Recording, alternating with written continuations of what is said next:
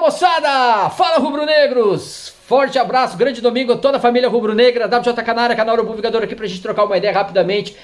Botafogo está em colapso mentalmente, estruturalmente e tecnicamente. Tapetinho que... Cara, eu tava reassistindo de novo o jogo e vi, né, o pessoal falando, comentaristas, né, que já jogaram futebol, Paulo Nunes no caso específico aqui, um deles... porque não dá pra reclamar pra jogar bola nessa. Não, Paulo Nunes, claro que dá. Isso aí é futebol society. O Brasil, este campeonato é dito futebol de campo. Não é futebol society, não é o sintético. Evidentemente que a parte estrutural, o custo, tem tomado muito as atenções do Brasil aí, dos administradores de clube, e tem colocado os caras cada vez mais na linha de trocar o que é usual, o que é estrutural no planeta, nas maiores ligas, que é o futebol, que é grama, pelo piso sintético, para ter menos manutenção, gastar menos. Só que daí vai ser um outro esporte. Ponto. Quero dizer, o primeiro ponto é esse aí. O segundo ponto aí do vídeo pra gente falar é como esses portugueses são meio estranhos, meio maluco, meio doido, né? O Bruno Lage aí tem reverberando, o cara muito espirocado, muito doido, muito magoado. Porque tem muita pressão, caraca. Cara, seguinte, a pressão é mediante ao que você ganha. Pô, tá ganhando uma fortuna por mês, cara, pra treinar um clube, né, que tá se estruturando, que tá tentando voltar aí a ser grande. Porque o Botafogo, clube mesmo, instituição, é um time notório, um time, todo mundo sabe que é um time grande. Mas hoje em dia é um time pequeno, médio para pequeno, dentro de campo, de conquistas, de feitos, né, passa vergonha, cai dia, cai noite. Então, enfim... Tá tentando se estruturar, mas porra, tá num time grande, né? Já venderam também, porque não dava jeito nenhum, ninguém tinha, né, apostava, a torcida cada vez diminui, mas enfim. Tá aí o cara, pô, dizendo, joguei na Europa. Então, sabe, estranho quem treinou o time da Europa, na Premier League, ter esse discurso entreguista, esse discurso aí mimizento, chorão. Achei que o Flamengo fez mal de ter ganho esse jogo aí. Sacanagem, brincadeira. Mas assim, fez mal, pô. Desestruturar os caras que achei que tava... Vê que nem sempre 3 pontos significa navegar em sentido de cruzeiro, na tranquilidade. Se tomaram uma derrota aí dentro do tapete deles, o tapetão tapetão PR é lá do Sintético do Paraná. É que é outro, depois tem o Galo, tem eles, o Corinthians, um misto. Isso aí tá preocupando, cara. Isso é uma vergonha do Brasil, administrativa. A CBF, mais uma vez, que também deu um título pro Atlético aí. Uma das coleções de vergonha do futebol brasileiro, que entrega título de brasileiro para qualquer um, de qualquer jeito. Competições de qualquer estrutura, tem 2 competindo, é um brasileiro. E nesse aí do Atlético tem até a Marinha jogando. Pelo amor de Deus. Mas enfim, o Flamengo foi estruturalmente bem organizado.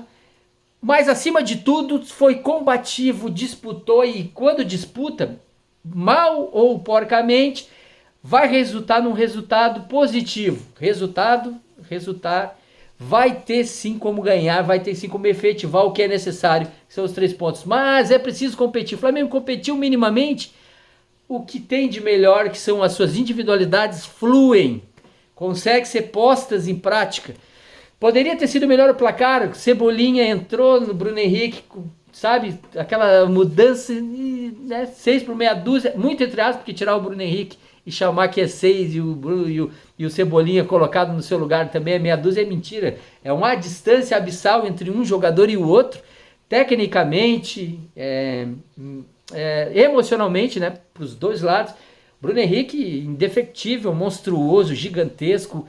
Sim, senhor, o cara decisivo, e o Cebolinha buscando se sintonizar, porque não acerta um jogador caríssimo, poderia não estar bem, mas ser tão falho, ser tão fraco, na puxada de contra-ataque, que é a característica dele, no 1 contra 1, no posicionamento, ele se posiciona mal, as tomadas de decisão dele são ruins.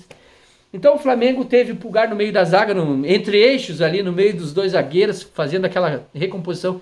O sistema, na teoria, 3 zagueiros. Tivemos o Vitor Hugo ali, não jogou tão bem, mas compôs.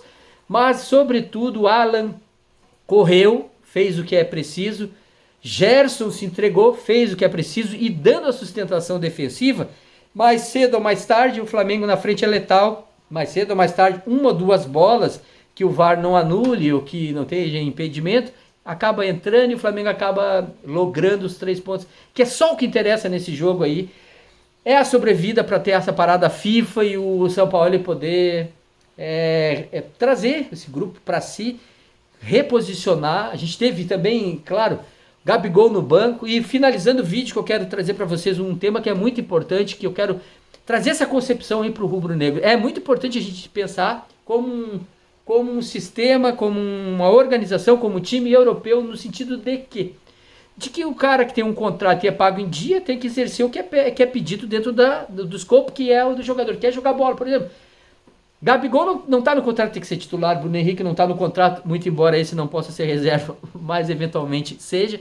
E é importante a gente ter Pedro e Gabigol, para que a gente possa utilizá-los dependendo de qual é a necessidade momentânea, de qual é a formação do adversário, de qual é o campo, de qual é a estrutura tática que eu quero contrapor o meu oponente. Então a gente precisa ter o Gabigol para fazer a entrada em facão, para fazer aquele balanço entre os flancos de um lado ou de outro, até para muitas vezes puxar a marcação para fora. Precisa ter o Bruno Henrique para fazer a jogada 1 contra 1 em velocidade, precisa ter o Cebolinha, sei lá para quê, mas precisa ter com certeza o Pedro para fazer o pivô, para fazer aquele remate da área, bola aérea, a categoria que o Pedro tem sim, que já é natural do seu jogador, das suas características. Então a gente precisa do Pedro em franca evolução, por exemplo, do Gabigol treinando, estando fisicamente fininho, e ter a oportunidade de tirar proveito do que o Flamengo construiu com essa estabilidade financeira, que é usar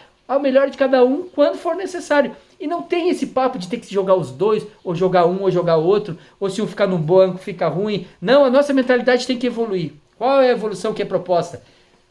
Tá no elenco, tem que jogar, e quando for acionado, tem que fazer o seu melhor e trazer para o Flamengo, com a sua capacidade técnica, entendimento tático, raça, disposição, fazer o Flamengo melhor, fazer o Flamengo trazer os 3 pontos, com os 3 pontos, lograr vitórias, títulos, e trazendo títulos e vitórias, a gente sabe, vem dinheiro em caixa, e a gente precisa mais um passo à frente, mudar a diretoria para uma diretoria mais capaz de analisar os dados, os fatos, e não errar tanto em cada passo que dá, não utilizar os mesmos artifícios, as mesmas estratégias de contratação, que eu acho que deu certo em 2019, inclusive a gente abriu, né, com a chegada do Jorge Jesus, como é que a gente chama? Abrimos essa porta para os portugueses, para os estrangeiros que adentraram no futebol brasileiro, estão em todos os clubes, em todas as divisões. Foi o Flamengo, né, com a aquisição de Jorge Jesus. Bom trabalho do português, um grupo maravilhoso montado, comprou a ideia, se entregou, estavam aptos, né, fisicamente, que é muito importante também, que o jogador tem que estar tinindo. Se não está tinindo, cara, o técnico dele não vai conseguir ser posto, não vai conseguir ser visto, porque ele não consegue completar, porque do lado contrário tem um adversário que fisicamente está bem preparado, talvez não tenha a técnica dele, mas suplanta com vontade, com raça e em posição física. Então a gente precisa aqui do Flamengo evoluir esse pensamento, e é muito importante a gente debater sobre isso e levar à frente que a gente é uma massa gigantesca que não para de crescer. O Flamengo já, né, tem também nessas estatísticas aí, acabou de dar um... Isso nas pesquisas, que para mim tem mais de 55 milhões, mas a gente bateu um número gigantesco aí de torcedores aí. A cada 5 brasileiros, 3 são flamenguistas. É muita coisa, é muita gente. E o Flamengo tem condição de jogar melhor, ter mais...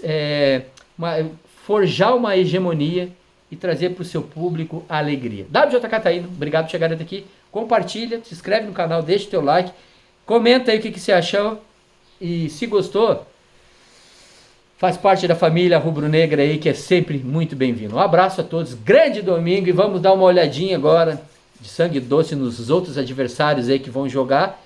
O Flamengo está mesmo número de pontos do Grêmio, 1 ponto atrás do Varmeiras. E que vergonha, Varmeiras, que vergonha, hein? Esse português vagabundo aí não fala nada quando é o VAR, que é todo dia, toda noite ajudando o Palmeiras, não fala nada, fica bem quietinho, aí fica, né? Mas dito isso, tá mais calminho agora tô. Abraço, fui, tchau. Bom domingo. Não é pra todo mundo um bom domingo, hein? Tem gente aí que tá meio faísca, tá meio moribundo, meio macabudo. Perdeu pro Mengão, crise no fogão. Abraço, tchau, fui.